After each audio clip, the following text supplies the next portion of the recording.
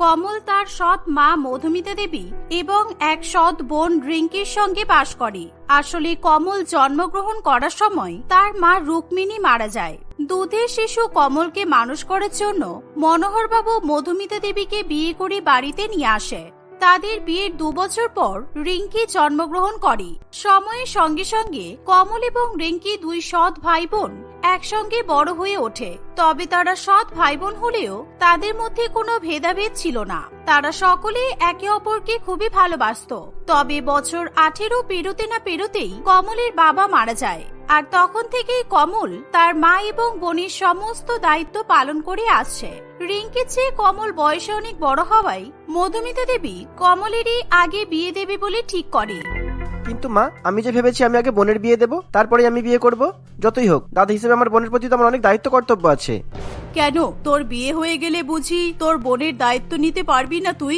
তোর বিয়ের পর বৌমা বাড়িতে আসবে, তারপর আমরা সবাই মিলে খুবই ধুমধাম করে রিঙ্কির বিয়ে দিতে পারবো, নাকি বউ আসার পর তোর মা আর বোনের প্রতি ভালোবাসা কমে যাবে? কোনটা? আমি তোর কোনো কথা শুনবো না। আমি অলরেডি তোর জন্য মেয়েও দেখে ফেলেছি। এভাবেই মধুমিতা দেবী কিছুদিনের মধ্যেই কমলের সঙ্গে তার পছন্দ করা মেয়ে সাগরিকার বিয়ে দেয়। সাগরিকা খুবই নম্রভদ্র এবং সাদাসিধে একটি মেয়ে ছিল। তার কথা যেমন মিষ্টি ছিল, তেমনি নম্র ছিল তার ব্যবহার।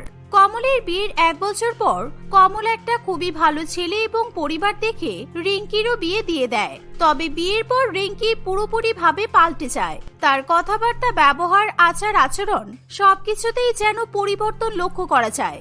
আসলে রিঙ্কি যখন বিয়ে করে শ্বশুর বাড়িতে যায়, তখন তার শাশুড়ি মা বুলটি দেবী ভালো করে তার ব্রেন ওয়াশ করে। বৌমা, তুমি যাই বলো না কেন, তুমি কিন্তু খুবই বোকা। তুমি তোমাদের বাড়ির একমাত্র মেয়ের বিয়েতে বাপের বাড়ির লোকজন ভর্তি ভর্তি করে যৌতুক দেয়, টাকা পয়সা সোনা গহনা সব দেয়। কিন্তু তুমি দেখো, তোমার বিয়েটা তোমার দাদা বৌদি কেমন সাধারণ ভাবে দিয়ে দিল। আপনি এমন কেন বলছেন মা? আমার বিয়েতে আমার দাদা বৌদি যথেষ্ট টাকা পয়সা খরচ করেছে, আর আমি তো যৌতুকই এনেছি। তারপরও আপনার এরকম কেন মনে হচ্ছে? দেখো বৌমা, আমি শুধুমাত্র তোমার ভালোর জন্যই এগুলো বলছি। তোমাকে তোমার অধিকার থেকে বঞ্চিত করা হচ্ছে। তোমার ওই সৎ দাদা আর বৌদি ভীষণ চালাক। তোমাকে বিয়েতে যৌতুক দিয়েছে ঠিকই, কিন্তু কেবলই নাম মাত্র। তোমার বিয়ের দিন দেখলাম তুমি কেমন হালকা পাতলা একটা নেকলেস পরেছিলে, আর তোমার বৌদি কি পরেছিল সেটা তুমি লক্ষ্য করেছিলে? হ্যাঁ, বৌদি তো সেদিন একটা 7 নলির হার পরেছিল বোধহয়। তাহলে তুমি এখনো ধরতে পারছো না তুমি কেমন ভাবে সবকিছু থেকে বঞ্চিত হচ্ছ? তোমার পরিবার যদি চাইতো, তোমাকেই তো ওই 7 নলির হারটা বিয়ের দিন পরাতে পারতো, কিংবা যৌতুকে ওটা তোমাকে দিয়ে দিতে পারতো। কিন্তু ওরা সেটা করেনি। এখন এর এসব ভেবেও লাভ নেই। তোমার তো বিয়ে হয়ে গেছে, এবার তুমি কিছু করতেও পারবে না। এবার তোমাদের বাড়ির সবকিছুর মালকিন তোমার বৌদি হবে। সবকিছুতে শুধু ওরই অধিকার থাকবে। এভাবে বুলটি দেবী রিঙ্কির কানে বিষ ঢালতে থাকে। শাশুড়ি মায়ের উস্কানিমূলক কথাবার্তা রিঙ্কির উপর ভীষণ পরিমাণে প্রভাব ফেলে। তাই সে পরের দিনই নিজের বাপের বাড়িতে যায়। কিরে মা, তুই হঠাৎ করে শ্বশুর বাড়ি থেকে চলে এলি, তাও আবার একা একা? একবার তো আমাদেরকে জানাতে পারতিস। কেন? আমি জানাবো কেন? বিয়ে হয়ে গেছে বলে এই বাড়িটা কি আমার নয়? আমাকে এবার এখানে আসার আগে তোমাদের পারমিশন নিয়ে আসতে হবে? এ বাবা, এ কি রকম কথা? বিয়ের পরে তুই হঠাৎ করে এতটা পাল্টে গেলি? আমি এটাই বলতে চাইছিলাম, তুই একবার জানিয়ে দিলে আমি তোর দাদাকে পাঠিয়ে দিতাম তোকে নিয়ে আসার জন্য। নতুন নতুন বিয়ে হয়েছে, এভাবে একা একা যাওয়া আসা করে তো ঠিক নয়। আচ্ছা, এসব কথা এখন ছাড়ো। আমাকে নিয়ে তুমি কতটা চিন্তা করো আর আমাকে তুমি কতটা ভালোবাসো সেটা আমি খুব ভালো মতোই বুঝে গেছি। আচ্ছা মা, বিয়ের দিন বৌদি যে 7 নলির হারটা পরেছিল না, আমার ওই হারটা খুব পছন্দ হয়েছে, তাই আমি ওই হারটা নিতেই এখানে এসেছি। আমার নতুন নতুন বিয়ে হয়েছে, এখন আমি ওই হারটা পরে এদিক ওদিক ঘুরে বেড়াতে চাই। কিন্তু ওই হারটা তো আমার নয়, ওই হারটা কমলের নিজের মা রুক্মিণী দিদির। আর সেই কারণেই আমি ওই হারটা কমলের বউকে দিয়েছি, কারণ ওই হারের উপর ওরই সবচেয়ে বেশি অধিকার। আর তাছাড়া ওই হারটা তুই আগে তো অনেকবারই দেখেছিস। কই, আগে তো কখনো ওই হারটা তোর পছন্দ হয়নি? আগে পছন্দ হয়নি কারণ আগে আমার বিয়ে হয়নি, আর অবিবাহিত মেয়েদের ওরকম হার পরলে তো ভালো লাগে না। যেহেতু এখন আমি বিবাহিত, তাই এখনই আমি ওই হারটা নিতে চাই। তুমি বৌদির কাছ থেকে আমাকে এখনই ওই হারটা চেয়ে নিয়ে এসে দাও। কি হলো, নিয়ে এসে দাও। এখনই বোঝা যাবে তুমি আমাকে বেশি ভালোবাসো নাকি তোমার বৌমাকে বেশি ভালোবাসো। দেখ মা, এরকম করিস না। তুই আমাকে সময় দে, আমি তোকে ওরকমই সেম দেখতে একটা হার তৈরি করে দেব। তোর বৌদির কাছ থেকে আমি এখন কিছুতেই ওটা চাইতে পারবো না। দরজার বাইরে থেকে রিঙ্কির বৌদি সাগরিকা তাদের সব কথাই শুনতে পায়। তাই সাগরিকা সঙ্গে সঙ্গে নিজের ঘরে যায় এবং আলমারি থেকে তার 7 নলির হার নিয়ে তার ননদ এবং শাশুড়ি মায়ের কাছে আসে। এই নাও রিঙ্কি, এই হারটা আজ থেকে তোমার যখন এই হারটা এতই পছন্দ, তুমি আমাকে বলবে তো। নাও, তুমি বরং এই হারটা পরে আজকে বাড়িতে যাও। এটা পরে তোমাকে কিন্তু খুব ভালো লাগবে। এই শুনে রিঙ্কি খুবই খুশি হয়। সে তাড়াতাড়ি করে তার বৌদির হাত থেকে 7 নলির হারটা নিয়ে নেয়। সে আর দেরি না করেই তখনই তার শ্বশুর বাড়িতে চলে যায়। এই দেখুন মা, আমি আমার বৌদির কাছ থেকে 7 নলির হারটা নিয়ে চলে এসেছি। এই তো, এবার তুমি নিজের অধিকার বুঝে নিতে শিখে গেছো। খুব ভালো করেছো। আসলে কি বলো তো বৌমা, তুমি তো তোমার মায়ের নিজের মেয়ে। আরে কমল তোমার মায়ের সৎ ছেলে, তারপরে তোমার মা কিন্তু নিজের সৎ ছেলেকেই বেশি ভালোবাসে। আর তুমি নিজের মেয়ে হওয়া সত্ত্বেও তোমাকে কিন্তু বেশি ভালোবাসে না। হ্যাঁ মা, আপনি ঠিকই বলেছেন। আমি এতদিন অন্ধ ছিলাম। কোনটা ঠিক কোনটা ভুল এতদিনে আমি বুঝতে পারিনি। আমার এখন মনে হচ্ছে আমি আমার অনেক অধিকার থেকেই বঞ্চিত হয়েছি। তবে আপনি চিন্তা করবেন না, আমি ওই বাড়ি থেকে আমার সব অধিকার ছিনিয়ে নিয়ে আসবো। এক একটা ছোট ছোট জিনিসও আমি নিয়ে চলে আসবো। দরকার হলে আমি আমার বৌদির পুরো শ্বশুর বাড়িটাই এখানে তুলে আনবো। সাব্বাস বৌমা, এই না হলে তুমি আমার বৌমা। বিয়ের আগে যদি তুমি এতটা চালাক হতে, তাহলে বিয়ে করে আসার সময় ওই বাড়ি থেকে তুমি অনেক কিছুই নিয়ে আসতে পারতে। আচ্ছা বৌমা, এই হাতটা এখন আমি পরে দেখবো আমাকে কেমন লাগে। আসলে কদিন পর আমার একটা বিয়ে বাড়ি আছে। আমি ভাবছি ওই বিয়ে বাড়িতে আমি এই হাতটাই পরে যাব। হ্যাঁ মা, নিশ্চয়ই। আমার মানে তো এটা আপনারই। আপনি আবার আমাকে জিজ্ঞাসা করছেন কেন? এমনিও কেন জানি না, এই হারটা আমার পছন্দ নয়। আমি তো শুধুমাত্র বৌদির উপর হিংসা করে এটা নিয়ে এসেছি। আপনি বরং এটা আপনার কাছেই রেখে দিন। এই শুনে বুলটি দেবী খুবই খুশি হয়। এভাবেই বুলটি দেবী প্রতিটা মুহূর্তে রিঙ্কির ব্রেন ওয়াশ করতে থাকে। কিছুদিন পর রিঙ্কি আবার তার বাপের বাড়িতে যায়। বাপের বাড়িতে যাওয়ার পর রিঙ্কি পুরো বাড়িটা ঘুরে ঘুরে দেখতে থাকে কোথায় কোন দামি জিনিসটা রাখা আছে। ওয়াও বৌদি, এই শাড়িটা কি সুন্দর। এই শাড়িটা তুমি কোথায় পেয়েছো? তুমি কোথা থেকে কিনেছো শাড়িটা? শাড়িটা দেখতে কিন্তু খুবই সুন্দর। এই শাড়িটা তো মা আমাকে দিয়েছে। এই শাড়িটা কেউ একজন তোমার বিয়েতে উপহার দিয়েছিল। মা বলল এই শাড়িটা পরলে আমাকে নাকি ভালো লাগবে, তাই আমাকে দিয়েছে। কি, আমার বিয়েতে পাওয়া উপহার তুমি নেবে কেন? মা মা, কোথায় তুমি? এদিকে এসো তাড়াতাড়ি। কোথায় গেলে? তাড়াতাড়ি এসো। রিঙ্কির চিৎকার শুনে মধুমিতা দেবী তাড়াতাড়ি করে তার মেয়ের কাছে ছুটে আসে। কি হলো রে রিঙ্কি, তুই এরকম ভাবে চিৎকার করছিস কেন? আমি তো তোর জন্য পায়েস রান্না করছিলাম। নলেন গুড়ের পায়েস খেতে তুই খুব ভালোবাসিস তো। আমাকে আর পায়েস খাইয়ে আমার মন ভোলাতে পারবে না মা, কারণ এখন আমি আর ছোট নেই। আমি বড় হয়ে গেছি আর আমি আমার অধিকার খুব ভালো মতোই বুঝতে শিখেছি। আমার বিয়েতে পাওয়া উপহার এই শাড়িটা তুমি বৌদিকে কেন দিয়েছো? তুমি কি আমাকে জিজ্ঞাসা করেছো? কেন, এই শাড়িটা তোর বৌদিকে দিয়েছি এতেও তোর অসুবিধা? তুই হয়তো ভুলে যাচ্ছিস, তোর দাদা অনেক টাকা পয়সা ধার করে লোন নিয়ে তোর বিয়েটা দিয়েছে। তোর দাদার বৌদি না থাকলে তোর বিয়েটাই হতো না। আমি জানি তো, দাদার বৌদি ইচ্ছা করে তাড়াতাড়ি আমার বিয়েটা দিয়ে দিল আর আমাকে এই বাড়ি থেকে বিদায় করে দিল, যাতে এই বাড়ির সমস্ত কিছু হাতিয়ে নিতে পারে। আর সেই জন্য তো একটু টাকা পয়সা খরচা করতে হবেই। এটা তো লোক দেখানো। ঠিক আছে, এখন এসব বাদ দাও। আমার বিয়েতে পাওয়া সমস্ত উপহার, সেটা কোনো ছোট জিনিস হোক কিংবা বড় জিনিস, আমি সবকিছুই আমার শ্বশুর বাড়িতে নিয়ে যেতে চাই। ঠিক আছে, তো যেটা পছন্দ তুই নিয়ে যা, এতে আমাদের কোনো অসুবিধা নেই। এখনো তো বেশিরভাগ গিফট আমরা খুলিনি, ওরকমই রাখা আছে। আর তোর বিয়েতে প্রচুর গিফট পড়েছে, তুই চাইলে ওগুলো একসঙ্গে নিয়ে যেতেও পারবি না। কে বলেছে পারবো না? আমি এখনই একটা বড় গাড়ি বুক করছি। আমি ওই গাড়িতে করে সমস্ত জিনিস নিয়ে যাব। তুই এতটা বাড়াবাড়ি কেন করছিস রিঙ্কি? তোর বিয়েতে তোর দাদা বৌদি তোকে এত জিনিস দিয়েছে, তবুও তোর মন ভরছে না? তুই আমার মেয়ে হয়ে এতটা লোভী কবে থেকে হলি? ছাড়ুন না মা, রিঙ্কি যখন ওর বিয়েতে পাওয়া সমস্ত উপহার নিয়ে যেতে চাইছে, তখন ওকে নিয়ে যেতে দিন। এতে সবচেয়ে বেশি অধিকার তো ওরই। রিঙ্কি, তোমার এই বাড়ি থেকে যখন যেটা ইচ্ছা তুমি নিয়ে যেতে পারো, কেউ তোমাকে বারণ করবে না। এই শুনে রিঙ্কি খুবই খুশি হয়। সে একটা বড় গাড়ি ভাড়া করে তার বাড়িতে নিয়ে আসে আর ওই গাড়িতে সে তার বিয়েতে পাওয়া সমস্ত উপহার তুলে নেয়। শুধু তাই নয়, সেই সাথে রিঙ্কি তার বাপের বাড়ির অনেক দামি দামি এবং সুন্দর সুন্দর জিনিসপত্র গাড়িতে তুলে নেয়। তবুও কেউ তাকে কোনো রকম ভাবে বাধা দেয় না। এরকম ভাবে সময় কাটতে থাকে। রিঙ্কি যখনই তার বাপের বাড়িতে আসে, তখনই অনেক অনেক জিনিসপত্র নিয়ে শ্বশুর বাড়িতে চলে যায়।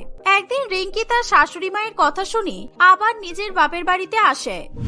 মা, দাদা, বৌদি, আমি এখানে আমার অধিকার নিতে এসেছি। আমাদের সম্পত্তি ভাগাভাগি করার সময় চলে এসেছে, তাই তুমি সমস্ত সম্পত্তি আমার আর দাদার নামে ভাগাভাগি করে দাও। এ তুই কি বলছিস? তুই যেহেতু আমার মেয়ে, সেই হিসেবে তুই অবশ্যই আমার সম্পত্তির ভাগ পাবি, কিন্তু তাই বলে তুই এখনই ভাগ নিবি বলে উঠে পড়ে লেগেছিস কেন?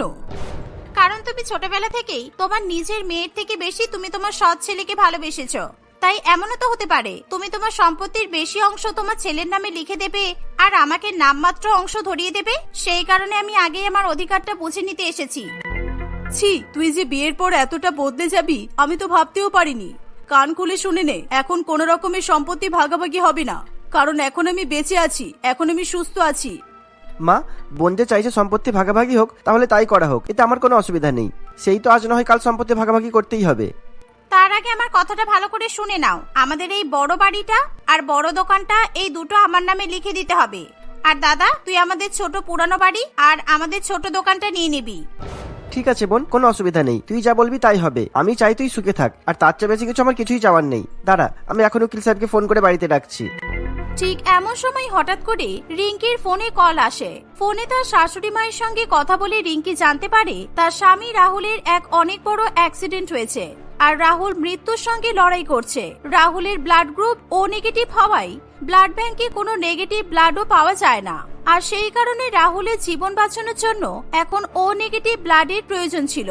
এসব কথা জানতে পেরে রিঙ্কি কান্নায় ভেঙে পড়ে। সে কাঁদতে কাঁদতে তার পরিবারকে সব কথা বলে।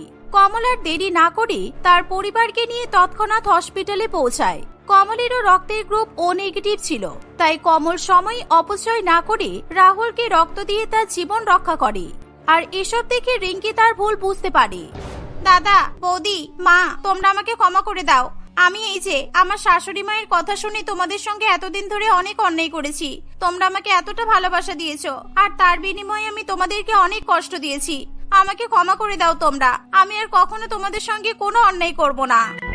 রিঙ্কির শাশুড়ি মাও রিঙ্কির কথা শুনে ভীষণ লজ্জিত ছিল, তাই সেও রিঙ্কির পরিবারের কাছে ক্ষমা চায়। সেদিনের পর থেকে রিঙ্কি তার মন থেকে সমস্ত হিংসা লালসা দূর করে দেয় এবং সকলের সঙ্গে হাসি খুশি বসবাস করতে থাকে। সুজাতা দেবী তার ছেলে বৌমার সঙ্গে একটি শহরে থাকে। সুজাতা দেবীর এক মেয়ে আছে মধু। সুজাতা দেবী তার বৌমা অন্তরাকে একেবারে পছন্দ করে না। এর কারণ অন্তরা গরিব, কিংবা তার ছেলে অন্তরাকে বাড়ির অমতে গিয়ে বিয়ে করেছে এমন কিছু নয়। এর কারণ শুধু একটাই, অন্তরা সুজাতা দেবীর থেকে অনেক অনেক বেশি ভালো গৃহিণী ছিল। সুজাতা দেবীর ছেলে অঞ্জন সারাদিন অন্তরার প্রশংসা করতেই ব্যস্ত থাকে। অন্তরা যেভাবে ঘর সংসার সামলায় সেটা দেখে তাদের পাড়া প্রতিবেশীরা অন্তরার প্রশংসায় একেবারে পঞ্চমুখ। এরই মধ্যে একদিন সুজাতা দেবী খবর পায় তার বৌমা গর্ভবতী। একা একা আমাকে জ্বালিয়ে শান্তি হয়নি, আবার আরেকজনকে আনছিস। নিজেই বাড়িতে আসার পর থেকেই তো আমার ছেলেটাকে আমার থেকে দূর করে দিয়েছিস, আরো একজনকে এই পরিবারে এনে আমাকে এই বাড়ি থেকে তাড়াতে চাস, তাই না? এসব আপনি কি বলছেন মা? আপনি তো আমাদের মা হন। আমি কেন আপনাকে বাড়ি থেকে তাড়াতে যাব? আর এই বাড়িটা তো আপনারই। তোকে আমি একটুও বিশ্বাস করি না। তুই আমার ছেলেকে আমার থেকে আলাদা করেছিস, তোকে আমি কোনোদিনও ক্ষমা করব না। যেদিন আমার মতো তুই কষ্ট পাবি সেদিন তুই বুঝবি কেন আমি আজকে এই কথাগুলো বললাম। আমি জানি না আমার গর্ভে কন্যা সন্তান আছে নাকি পুত্র সন্তান, তবে আমি এটুকু জানি যদি আমার গর্ভে পুত্র সন্তানও থাকে তাহলে আমি ভবিষ্যতে আপনার মতো শাশুড়ি মা হব না। আমি আমার বৌমাকে নিজের মেয়ের মতো করে ভালোবাসবো।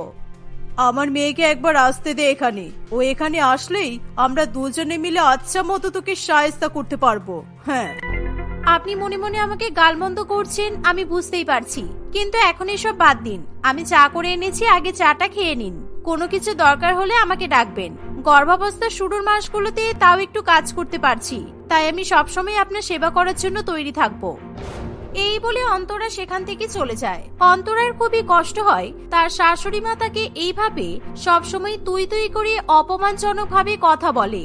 সে অনেক চেষ্টা করে তার শাশুড়ি মায়ের মন ভোলানোর জন্য, কিন্তু সুজাতা দেবী একেবারে যেন শক্ত পাথর, কিছুতেই তাকে গলানোই যায় না। দেখতে দেখতে আরো বেশ কয়েকদিন কাটে।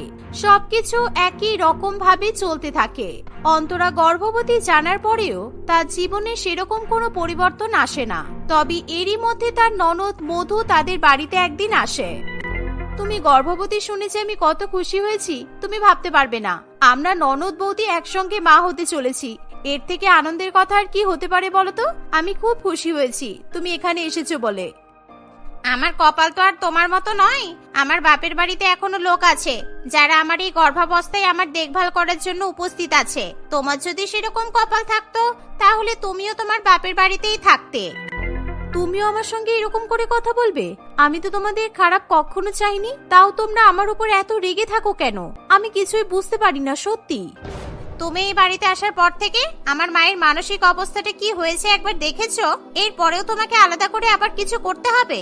আর শোনো, আমি চাই না তুমি আমার আশেপাশে থাকো, তাই আমার সাথে বেশি ভালোবাসার অভিনয় করতে আসতে হবে না। আমার মেয়ে একদম ঠিক বলেছে, তুই ওর সামনে একদম যাবি না। তোর খারাপ নজরে আমার মেয়ের সন্তানের ক্ষতি হতে পারে। এটা ওর প্রথম বাচ্চা, আমি চাই না তোর কুনজরে ওর বাচ্চাটার কোনো ক্ষতি হোক। অন্তরা আর কিছু না বলে কাঁদতে কাঁদতে সেখান থেকে চলে যায়। তার শাশুড়ি মা এবং ননদের এমন ব্যবহার অন্তরা কিছুতেই মেনে নিতে পারে না। কোথায় এই সময় সে হাসি খুশি সবার সঙ্গে মিলেমিশে থাকবে তা না করে সে দিনরাত সারা বাড়ির জন্য কাজ করছে আর একা একাই নিজের চোখে জল ফেলে যাচ্ছে। দেখতে দেখতে বেশ অনেকদিন কাটে। সব অত্যাচার সহ্য করে অন্তরা সবার মন ভুলিয়ে রাখার চেষ্টা করেই যায়। এরই মধ্যে হঠাৎ করে প্রচন্ড ঠান্ডা পড়ে যায়। একদিন সকালবেলা অন্তরা একদম গুটিসুটি খেয়ে চাদর মুড়ি দিয়ে নিজের বিছানায় শুয়ে আছে। এমন সময়, এই মেয়ে, এই এতক্ষণ ঘুমালে হবে না, ওঠ ওঠ, এক্ষুনি ওঠ বলছি। সকাল 7টা বাজে আর মহারানী এখনো কম্বল মুড়ি দিয়ে ঘুমাচ্ছে, যত সব। আজকে তো খুব ঠান্ডা মা, আজকে একটু দেরি করে উঠে আমি সমস্ত কাজ করে দেব, আমি কথা দিচ্ছি। কিন্তু এখন আমাকে আরেকটু এইভাবে থাকতে দিন। আমার মেয়ে ঘুম থেকে উঠে গেছে, এখন ওর চা দরকার। গর্ভবতী মায়েদের এই সময় কত কিছুই তো খেতে ইচ্ছে করে, আর আমাদের উচিত সেই সব ইচ্ছার খেয়াল রাখা। তাই বলছি চুপচাপ গিয়ে আমার মেয়ের জন্য চা আগে বানিয়ে দে। আপনার মেয়ে গর্ভবতী আর আমি গর্ভবতী নই? আমার কি ইচ্ছা করতে পারে না কিছু? আমি তো বললাম একটু পরে দিচ্ছি। আপনি মধুকে বলুন আর কিছুক্ষণ অপেক্ষা করতে। ধুর বাবা, এই 7 সকালে ঘরের মধ্যে তোমরা কি শুরু করেছো বলো তো? এই তো একটু পরে উঠেই অফিসে দৌড়াতে হবে। এই ঠান্ডার মধ্যে যতক্ষণ একটু বিশ্রাম করতে পারছি করতে দাও না। অদ্ভুত লোকজন তোমরা। দিলি তো ছেলেটার ঘুম ভাঙিয়ে। কি দেখে সবাই যে তোর প্রশংসা করে আমি আজও বুঝে পেলাম না। অকর্মার ঠেকি। এবার ওঠ বলছি। বেহায়া মেয়ে, কারোর কথা শোনে না, অবাধ্য একেবারে। সকালবেলা একের পর এক অপমান সহ্য করতে করতে অন্তরা প্রচন্ড বিরক্ত বোধ করে এবং সে সঙ্গে সঙ্গে বিছানা থেকে উঠে পড়ে। উঠেই হাত মুখ ধুয়ে এসে সে সবার জন্য চা বানাতে চলে যায়। ঠান্ডায় তার হাত পা একেবারে জমে আসে। সবাই নিজের ঘরে কম্বলের ভেতর বসে চায়ের অপেক্ষা করতে থাকে, অথচ কেউ তাকে সাহায্য করার জন্য একবারও আসে না। অন্তরা কাঁপতে কাঁপতে সবার ঘরে ঘরে গিয়ে চা বানিয়ে দিয়ে আসে। আমার আজকে খুব বিরিয়ানি খেতে ইচ্ছা করছে, একটু ভালো করে বিরিয়ানি বানিয়ে দিও তো। সেই বিয়ের আগে আইবুড়ো ভাতের সময় তোমার হাতের বিরিয়ানি খেয়েছিলাম, খুব সুস্বাদু হয়েছিল। ঠিক আছে, আজকে তোমার দাদাকে বলে দিচ্ছি বাড়িতে আসার সময় জিনিসপত্র নিয়ে আসবে, আমি কালকে বানিয়ে দেব। বিরিয়ানি বানাতে তো অনেক সময় লাগে, আর বাড়িতে মাংস, বিরিয়ানির চাল কিছুই নেই। এরকম ব্যবহার পাবো বলে বাপের বাড়িতে এসেছিলাম, সেই যখন আমার মনের ইচ্ছে এখানে পূরণ হবে না, সেই যখন আমাকে স্পেশাল ট্রিটমেন্ট দেওয়াই হবে না, তখন আমি বেকার বেকার তো এখানে এলাম। কোথায় আমার প্রথম বাচ্চার জন্য সবাই নিজের জান প্রাণ লাগিয়ে দেবে তা তো নয়। তুমি শুধু তোমার নিজের প্রথম বাচ্চার কথা কেন বলছো? আমারও তো প্রথম সন্তান এই পৃথিবীতে আসতে চলেছে। আমি তোমাদের যেভাবে খেয়াল রাখি, তোমরা কি আমার বা আমার সন্তানের সেভাবে খেয়াল কখনো রেখেছো? যে যার কপাল নিয়ে এই পৃথিবীতে আসে। তোর কপাল তুই আমার মেয়ের সেবা করবি আর এই বাড়ির সবার জন্য উদয়স্ত কাজ করবি। এর থেকে বেশি তো আর কিছু চাওয়ার দরকার নেই। আমি তো কখনো আপনাদের সঙ্গে খারাপ ব্যবহার করি না। এই বাড়িতে একমাত্র উপার্জন কর্তা আমার স্বামী, তাও আমি নিজের কাছে একটা টাকাও বাঁচিয়ে না রেখে পুরোটা সংসারের কাজেই নিয়োগ করি। তারপরেও কি আমার এই ব্যবহারগুলো পাওনা থাকে? অন্তরের এই কথা শুনে সুজাতা দেবী হাত পা ছড়িয়ে গলা ছেড়ে কাঁদতে থাকে, আর তার কান্নার শব্দে অঞ্জন সেখানে চলে আসে। সেখানে কি হয়েছে জানতে চাইলে সুজাতা দেবী অঞ্জনকে বানিয়ে বানিয়ে নানান রকম ভুলভাল কথা বলতে থাকে। তোর বোন এখানে কয়েকদিন থাকতে এসেছে বলে তোর বউ আমাদের খাবারের খোটা দিচ্ছে। তুই রোজগার করিস, ও কাজ করে, আর আমরা নাকি সারা দিন শুধু বসে বসে খাই। এসব শুনবো বলে বেঁচেছিলাম। কোন কথার পরিপ্রেক্ষিতে অন্তরে এমন কথা বলছে আমি জানি না, তবে কথাটা একদম ন্যায্য বলেছো। তোমরা দুজনেই জানো অন্তরের গর্ভে আমাদের এই বংশের প্রথম সন্তান আসতে চলেছে। তা সত্ত্বেও তো তোমরা সারাদিন ওকে দিয়ে গাধার মতো খাটাও। তুই এসব কি বলছিস খোকা? তুই নিজের মায়ের নামে এগুলো বলতে পারলি? আমি তোর বউকে দিয়ে গাধার মতো খাটাই। আজকে সকালেও তো দেখলাম কিভাবে ঘুম থেকে জোর করে তুলোকে চা বানাতে পাঠালে। এত ঠান্ডার মধ্যে অত সকালবেলা উঠে বাসন কোসন ধুতে গেলেও হাত পায়ের কি অবস্থায় সেটা তুমি তো ভালো করেই জানো। আর আমি এখন বাইরে থেকে শুনছিলাম মধুর বিরিয়ানি খেতে ইচ্ছে হয়েছে। অন্তরা যখন বললো বাড়িতে কিছু নেই, তারপরে ও জেদ করলো। এখন কি এই ঠান্ডার মধ্যে অন্তরা বাইরে বাজার করতে যাবে? তোমরাই বলো। গর্ভবতী মায়েদের তো কত কিছু খেতে ইচ্ছা করে, আমার যদি বিরিয়ানি খেতে ইচ্ছা করে সেটাতে ভুল কোথায়? তুই তাহলে কিনে এনে খা না, বা আমি টাকা দিচ্ছি বাড়িতে অর্ডার করিয়ে নে। কিন্তু এইভাবে অন্তরাকে আর কষ্ট দিস না, ওর তো এখন বিশ্রামের প্রয়োজন। তুমি চলো অন্তরা, কিছুক্ষণ শুয়ে নেবে। এই বলে অঞ্জন অন্তরাকে নিয়ে সেখান থেকে চলে যায়। এই সমস্ত ঘটনায় সুজাতা দেবীর মাথায় যেন আগুন চেপে যায়। সে কিছুতেই বুঝে উঠতে পারে না কি করলে সে অন্তরাকে একেবারে দমিয়ে রাখতে পারবে। দেখতে দেখতে আরো বেশ কয়েকদিন কাটে। অন্তরা এবং মধু এখন দুজনেই 8 মাসের গর্ভবতী ছিল। এই সময় তাদের দুজনেরই যথেষ্ট পরিমাণ বিশ্রামের প্রয়োজন। মধু ভালো মতো বিশ্রাম করতে পারলেও অন্তরা ঠিকভাবে হয়তো 6 ঘন্টা ঘুমও হয় না। ঠান্ডার মধ্যে কেঁপে কেঁপেই তাকে সারা বাড়ির কাজ করতে হয়। একদিন অন্তরা কাজ করার আগে তার সোয়েটার পরতে যাবে, এমন সময় এ কি, আমার সবকটা সোয়েটার এভাবে ভিজে গেল কি করে? এই ঠান্ডার মধ্যে তো এগুলো শুকাতেও চাইবে না। এবার আমি কিভাবে কাজ করব? কিন্তু সোয়েটারগুলো কিভাবে ভিজলো সেটাই তো বুঝতে পারছি না আমি কি মাকে বা মধুকে গিয়ে একবার জিজ্ঞাসা করব? ওরা তোমার সাথে যে ব্যবহারটা করে তাতে ওরা যে এমন কিছু করতেও পারে এ বিষয়ে আমার কিন্তু কোনো সন্দেহ নেই। একদম না, ওদেরকে কিছু বলবে না। আমরা কি জানি এটা কিভাবে হয়েছে? না জেনে কাউকে এভাবে দোষারোপ করা ঠিক হবে না। একটা দিন আমি সোয়েটার ছাড়া কাজ করে নিতে পারবো, ছাড়ো। এইভাবে কাঁপতে কাঁপতে তুমি কাজ করবে? তুমি কি বুঝতে পারছো না তোমার ঠান্ডা লেগে গেলে আমাদের বাচ্চার কত ক্ষতি হবে? বেশিরভাগ সময় তো আমি রান্না করেই থাকবো আগুনের কাছে, অত ঠান্ডা আমার লাগবে না। তুমি একদম চিন্তা করো না, ঠিক আছে? সুজাতা দেবী আর মধু দুজনেই তাদের ঘরের বাইরে থেকে সব কথা শুনতে থাকে, কারণ অন্তরা সোয়েটারে তারাই জল ঢেলেছিল। কিছুক্ষণ পরে খেয়ে দিয়ে অঞ্জন অফিসে বেরিয়ে যায়।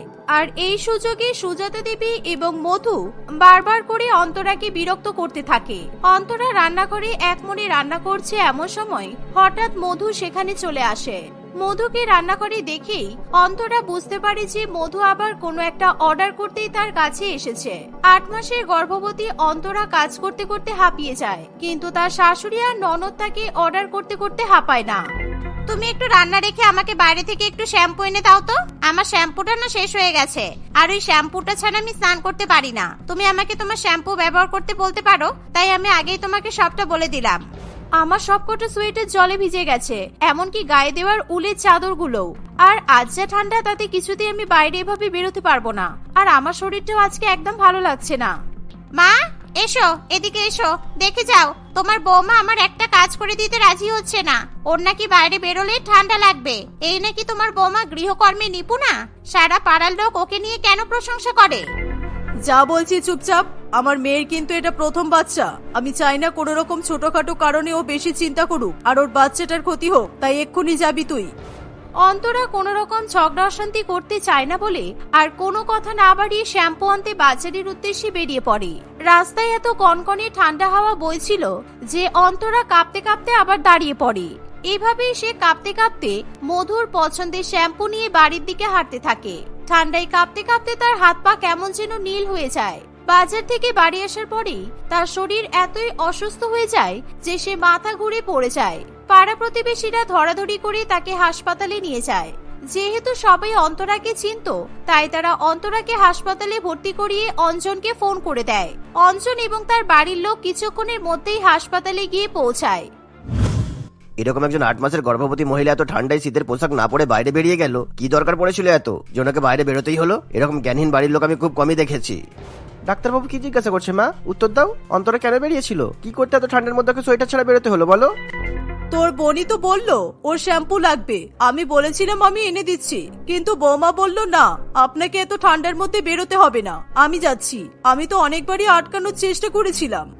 তোমরা যেভাবে ওর উপর অত্যাচার করো তাতে আমি তোমাদের কথা আর একটু বিশ্বাস করতে পারছি না। তোমার মেয়ের প্রথম সন্তানের যত্ন তুমি যেভাবে করেছো, সেভাবে যদি তোমার ছেলের প্রথম সন্তানের প্রতি যত্নবান হতে, তাহলে হয়তো নিজের বোমার উপর এত নির্দয়ী হতে পারতে না। আমি সিদ্ধান্ত নিয়েছি, আমি এই শেষের 2 মাস অন্তরাকে নিয়ে অন্য কোথাও থাকবো। তুমি থাকো তোমার মেয়েকে নিয়ে।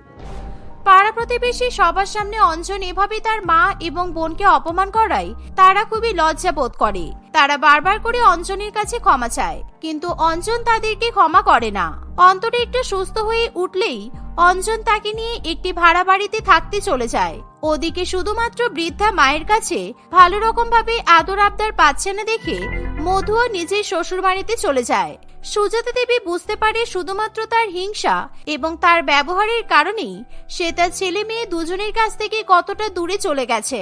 কয়েকদিনের মধ্যে অন্তরে একটি ফুটফুটে পুত্র সন্তানের জন্ম দেয়, অন্যদিকে মধুও একটি কন্যা সন্তানের জন্ম দেয়। পরবর্তীকালে অঞ্জন এবং অন্তরা তাদের ছেলেকে নিয়ে আবার বাড়ি ফিরে আসে।